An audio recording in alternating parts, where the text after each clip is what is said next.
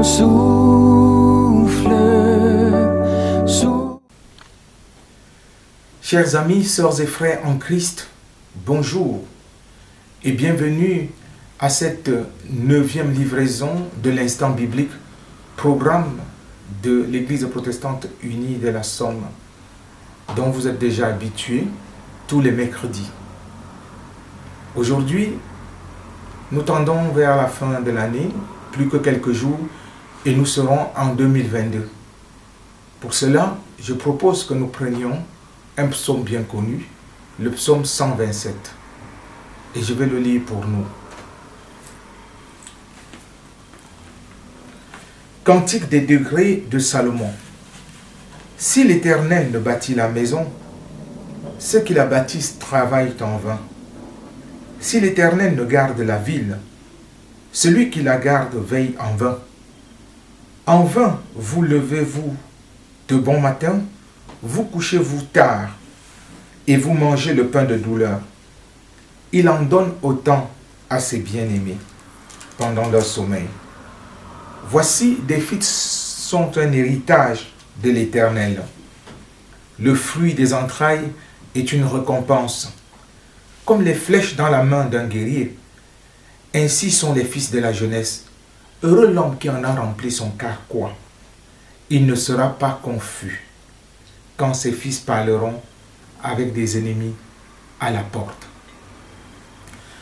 Bien-aimés de Dieu, de cette lecture, le verset 1 me marque beaucoup. Ce verset 1 qui dit « Si l'Éternel ne bâtit, celui qui le fait travaille en vain.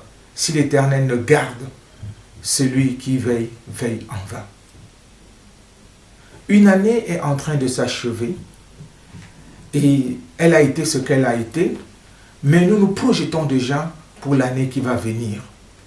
Il est important de ne pas perdre de vue que celui qui doit être au centre de nos préoccupations, au centre de nos projets, c'est l'Éternel.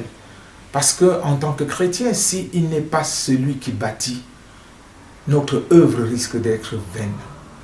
S'il n'est pas celui qui veille, toutes nos précautions risquent d'être vaines.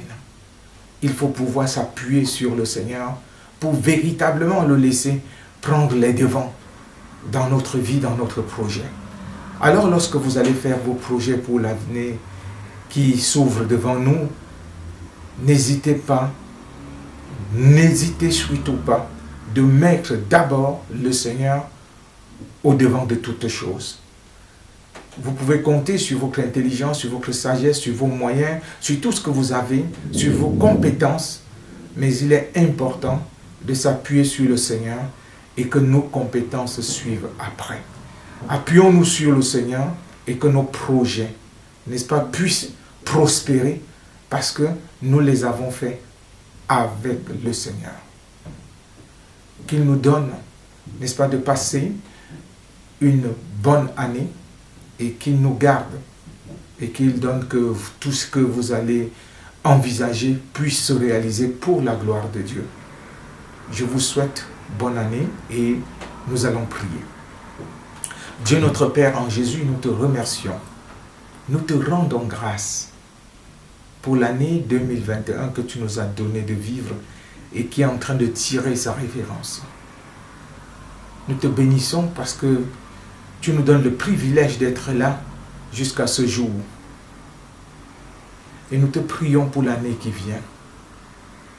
Donne-nous d'envisager cette année avec confiance, avec foi, avec espérance.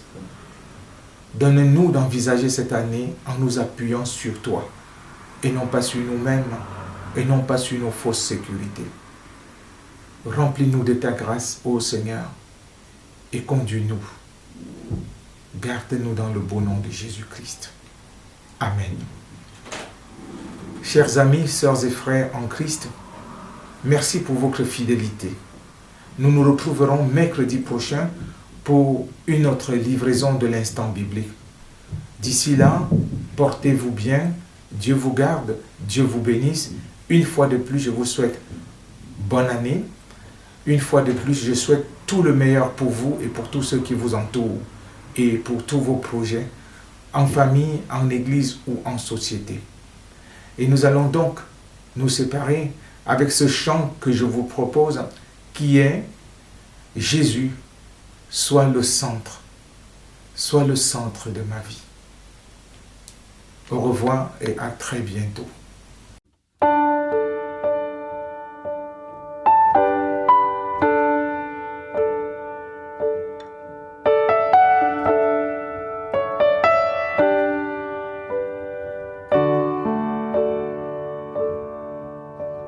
Jésus, sois le centre, sois ma lumière, sois ma source, Jésus.